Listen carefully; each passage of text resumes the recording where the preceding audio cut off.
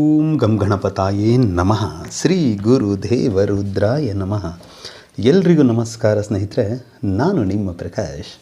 ಸ್ನೇಹಿತರೆ, ಇಂದು ನಾನು ನಿಮಗೆ ಬಂಗಾಳಿ ವಶೀಕರಣ ತಂತ್ರ ತೊಗೊಂಡು ಬಂದಿದ್ದೀನಿ. ಈ ಕ್ರಿಯೆ ಏನಾದರೂ ನೀವು ಬೆಳಿಗ್ಗೆ ಎದ್ದ ತಕ್ಷಣ ಮಾಡಿದ್ದೇ ಆದಲ್ಲಿ ಹುಚ್ಚರಂತೆ ನಿಮ್ಮ ಹಿಂದೆ ಬರ್ತಾರೆ. ಅದು ಹೇಗೆ ಏನು ನಾನು ತಿಳಿಸ್ಕೊಡ್ತೀನಿ. ಅದಕ್ಕೂ ಮುಂಚೆ ನನ್ನ ಚಾನಲನ್ನು ಸಬ್ಸ್ಕ್ರೈಬ್ ಮಾಡಿಲ್ಲ ಅಂದರೆ ಸಬ್ಸ್ಕ್ರೈಬ್ ಮಾಡಿ, ಲೈಕ್ ಮಾಡಿ, ಶೇರ್ ಮಾಡಿ, ಹಾಗೆ ಬೆಲ್ ಐಕಾನ್ ಬಟನ್ ಪ್ರೆಸ್ ಮಾಡೋದನ್ನ ಮರಿಬೇಡಿ.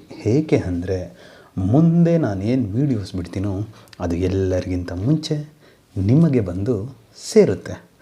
ಸ್ನೇಹಿತರೆ, ಮೊದಲನೆಯದಾಗಿ ಜೀವನದಲ್ಲಿ ಪ್ರೀತಿ ಪ್ರೇಮ ತುಂಬ ಮಹತ್ತರವಾದದ್ದು. ಯಾಕೆ ಅಂದರೆ ನಿಮ್ಮ ಪ್ರೀತಿಯಲ್ಲಿ ಏನಾದರೂ ತೊಂದರೆಯಾಗಿದ್ದರೆ ಅಥವಾ ನೀವು ಇಷ್ಟಪಟ್ಟವರು ಇನ್ನೊಬ್ಬರ ವಶೀಕರಣದಲ್ಲಿ ವಶ ಆಗಿಬಿಟ್ಟಿದ್ರೆ ಈ ತಂತ್ರ ಮಾಡಿ. ನಿಮಗೆ ಗೊತ್ತಾಗ್ಬಿಡುತ್ತೆ. ಯಾವಾಗ ನಿಮಗೆ ಅಂದರೆ ನಾವು ಇಷ್ಟಪಟ್ಟವರು ನಮಗೆ ಇಂಪಾರ್ಟೆನ್ಸ್ ಕೊಡದೆ ಮತ್ತೊಬ್ಬರಿಗೆ ಕೊಡ್ತಾ ಇದ್ದರೆ ಅದರಲ್ಲಿ ಇರುವ ಬಾಧೆ, ಆ ನೋವು ಬೇರೆ ಯಾರಿಗೂ ಬೇಕಾಗಿರಲ್ಲ. ಅಷ್ಟು ತಳಮಳ ಆಗಿಬಿಡುತ್ತೆ. ಯಾಕಪ್ಪ ನಾನು ಯಾವುದ್ರಲ್ಲಿ ಇವ್ರನ್ನ ಕಮ್ಮಿ ಇಟ್ಟಿದ್ದೀನಿ, ಪ್ರತಿಯೊಂದು ವಿಚಾರದಲ್ಲೂ ಇಷ್ಟು ಚೆನ್ನಾಗಿ ಇವ್ರನ್ನ ನೋಡ್ಕೊಳ್ತೀನಿ, ಅಂಥದ್ರಲ್ಲಿ ಅವರು ನನಗೆ ಇಂಪಾರ್ಟೆನ್ಸ್ ಕೊಡ್ತಾ ಇಲ್ಲ, ನನ್ನನ್ನು ಅವಾಯ್ಡ್ ಮಾಡ್ತಾವ್ರೆ, ಆ ಥರ ಏನಾದರೂ ಅಂದ್ಕೊಂಡಿದ್ರೆ ಈ ಕ್ರಿಯೆ ಮಾಡಿ ಸಾಕು. ಈ ಕ್ರಿಯೆಯನ್ನು ನೀವು ಮಂಗಳವಾರದ ದಿನ ಮಾಡಬೇಕಾಗುತ್ತೆ. ಏನು ಮಾಡಬೇಕು?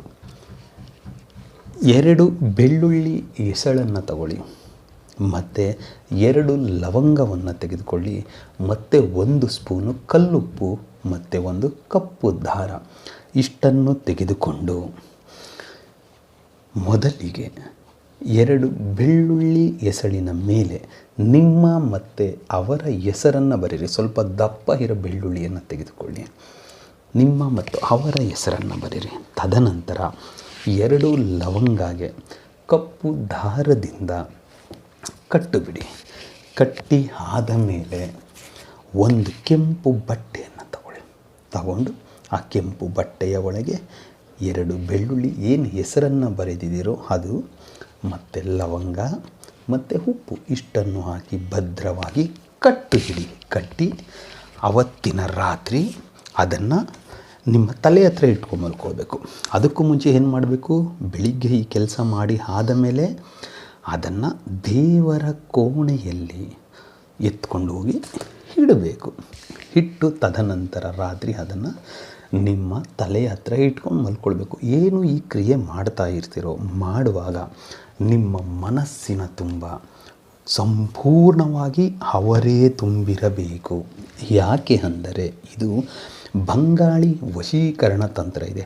ಈ ಕ್ರಿಯೆ ಏನಾದರೂ ನೀವು ಮಾಡಿದ್ರೆ ತುಂಬ ಬೇಗ ಅಟ್ರ್ಯಾಕ್ಟ್ ಆಗಿಬಿಡ್ತಾರೆ. ಏಕೆ ಅಂದರೆ ಇದು ತುಂಬ ಪುರಾತನ ಕಾಲದ್ದು. ಆದ್ದರಿಂದ ಅದನ್ನು ಚಾಚೂ ತಪ್ಪದೆ ಮಾಡಿ. ಇನ್ನೊಬ್ಬರನ್ನು ನೆನೆಸಿಕೊಳ್ಳಬೇಡಿ, ಅವರನ್ನೇ ಮನಸ್ಸಿನಲ್ಲಿ ನೆನೆಸಿಕೊಳ್ತಾ ಆ ಕ್ರಿಯೆ ಮುಗಿಸಿ ದೇವರ ಮನೆಯಲ್ಲಿ ಇಡಿ. ನೈಟು ರಾತ್ರಿ ಮಲಗುವಾಗ ನಿಮ್ಮ ತಲೆಯ ಹತ್ತಿರ ಇಟ್ಕೊಂಡು ಮಲ್ಕೊಂಡು ಮರುದಿನ ಅದನ್ನು ತೆಗೆದುಕೊಂಡು ಹೋಗಿ ಯಾವುದಾದರೂ ಹರಳಿ ಮರದ ಬುಡದಲ್ಲಿ ಮಣ್ಣನ್ನು ತೋಡಿ ಊತಿ ಅದನ್ನು ಮುಚ್ಚಿ ಬಂದುಬಿಡಿ ಸಾಕು.